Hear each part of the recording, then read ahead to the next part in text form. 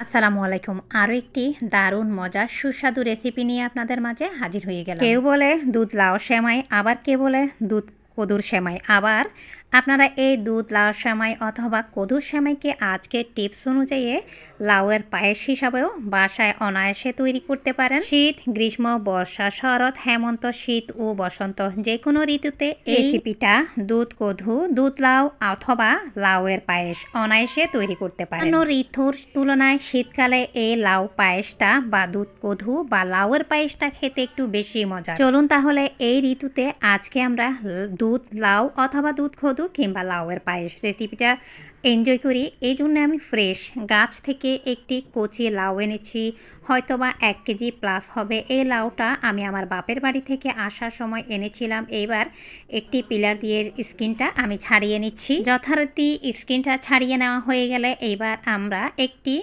নারকেল কুড়ুনি দিয়ে এর ভালোভাবে কুড়িয়ে নিব, যেভাবে ডিসপ্লেতে দেখতে পাচ্ছেন। যেহেতু খুব বেশি কচি লাউ আর স্কিনটা খুব বেশি পাতলা, তাই আমি এর স্কিনটা অর্ধেক পিলার দিয়ে ফেলে দিয়েছি আর অর্ধেক রেখে দিয়েছি। আর অবশ্যই এটা স্কিন ছাড়ানোর আগে ভালোভাবে ধুয়ে নেবেন। এইবার নারকেল কুড়ুনি দিয়ে এইভাবে আমি ভালোভাবে কুড়িয়ে নিচ্ছি। শীতকালীন সবজি এই লাউ দিয়ে দুধ লাউ, দুধ কদু অথবা লাউয়ের পায়েস গরমকালের তুলনায় অন্যান্য ঋতুর তুলনায় একটু বেশি মজার হয়। উপর যদি হয় সরাসরি ক্ষেত থেকে ওঠানো ফরমালিন মুক্ত এই সবজিটা আমি আপনাদের সাথে কথা বলতে বলতে মোটামুটি নারকেলের মতো এইভাবে কুড়িয়ে নিয়েছি। এবার মাঝখানে যে অংশটা সেটা আমি বাদ দিয়ে দিলাম। আর এই পরিমাণ আমাদের লাউ হয়েছে। এই লাউগুলি আমি অফ স্ক্রিনে কেটে 7 থেকে 8 টুকরা করে একদম ছোট করে নিয়েছি। এবার একটি আমি মাটির প্লেটে নিয়ে সরাসরি আপনাদেরকে নিয়ে আমি চুলায় চলে যাব। আর আপনারা কিভাবে ফ্রোজেন করবেন এই টিপসটাও দিয়ে দিচ্ছি। এই কাঁচা অবস্থায় লাউটা কুড়িয়ে এইভাবে ডিপ ফ্রিজে রেখেও কিন্তু আপনারা অনায়াসে পরবর্তী সময়ে রান্না করে খেতে পারেন। এরই মাঝে আপনাদের সাথে কথা বলতে বলতে চুলাতে আমি একটি হাঁড়ির মধ্যে পানি দিয়েছি। পানিটা বলক উঠে আসার পরে সেই কোরানো লাউটা এর মাঝে দিয়ে ভালোভাবে সেদ্ধ করে নিচ্ছি। এরপরে ঢাকনা দিয়ে ঢেকে দিলাম। 5 থেকে 6 মিনিট পর আমি একটু ভালোভাবে মিশিয়ে দিচ্ছি। তো এরই মাঝে মিশিয়ে দিচ্ছি। এতে করে লাউ থেকে আরও কিছুটা পানি ছাড়বে।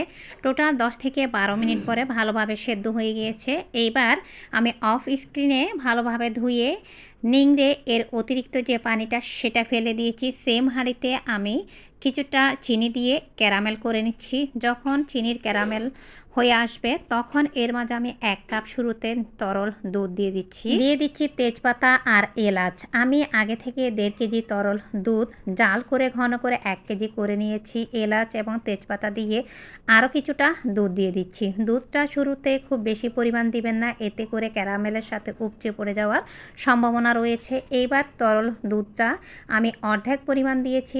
এরপরে যখন দুধটা গরম হবে আগে থেকে যে লাউটা আমরা এইভাবে নিংড়ে রেখেছি সেটা দিয়ে দিচ্ছি। সে লাউটা অফ স্ক্রিনে আমি ধুয়ে অতিরিক্ত যে পানি সেটা নিংড়ে ফেলে দিয়ে এবার এর মাঝে দিয়ে দিচ্ছি আমি সে লাউটা। পাশাপাশি দিয়ে দিচ্ছি স্বাদমতো চিনি এবং লবণটা অবশ্যই পরবর্তীতে আপনারা চেক করে যদি মনে হয় অ্যাড করতে হবে কিছুটা আবারও তখন অ্যাড করে দিবেন। এবার দিয়ে দিচ্ছি কিছুটা লবণ। এর মাঝে আমি অফ স্ক্রিনে আরও 2 কাপ তরল দুধ অ্যাড করেছিলাম, যেটা আমি ভিডিও ক্যামেরা অন করতে ভুলে গিয়েছি। লবণ এবং দুধটা দিয়ে আরও 5 থেকে 6 মিনিট ভালোভাবে জাল করেছি। এইবার আমি আরও 1 কাপ তরল দুধের মাঝে 1 টেবিল চামচ পরিমাণ দিয়ে দিচ্ছি চালের আটা দিয়ে ভালোভাবে মিশিয়ে নিচ্ছি। এই চালের আটাটা এই লাউ সেমাই অথবা কদু সেমাই যে যেটাই বলেন সেটাকে পায়েসে রূপান্তরিত করতে সাহায্য করবে। আর চাইলে আপনারা একটু ডাল ঘুটনি দিয়ে ঘুটে দিলে আরও কথা নেই। হালকা ডাল ঘুটনি দিয়ে ঘুটে দিলে তাহলে সেটা একদম পরিপূর্ণ